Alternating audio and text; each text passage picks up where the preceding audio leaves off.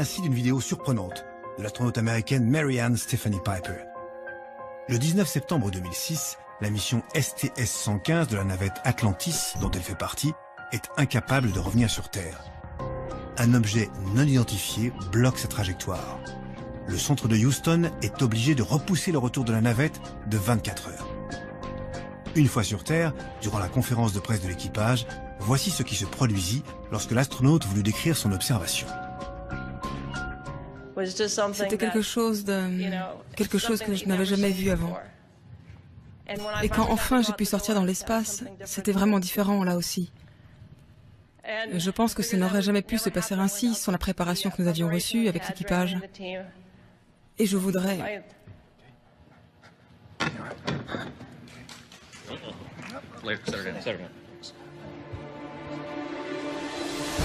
Une astronaute qui s'évanouit en essayant de raconter son observation d'OVNI.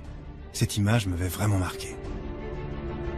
En France, le spationaute Jean-François Clairvoy, Légion d'honneur, polytechnicien, ingénieur général de l'armement, 3 vols dans l'espace à son actif, pense lui que là-haut, il y a bel et bien quelque chose.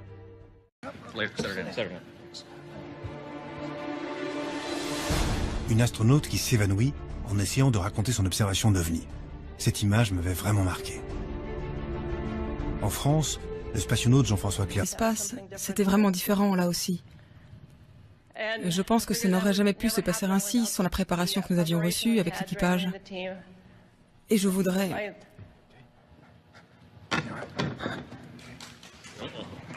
Durant la conférence de presse de l'équipage, voici ce qui se produisit lorsque l'astronaute voulut décrire son observation. C'était quelque chose que je n'avais jamais vu avant. Et quand enfin j'ai pu sortir dans l'espace... 15 de la navette Atlantis, dont elle fait partie, est incapable de revenir sur Terre. Un objet non identifié bloque sa trajectoire. Le centre de Houston est obligé de repousser le retour de la navette de 24 heures. Une fois sur Terre,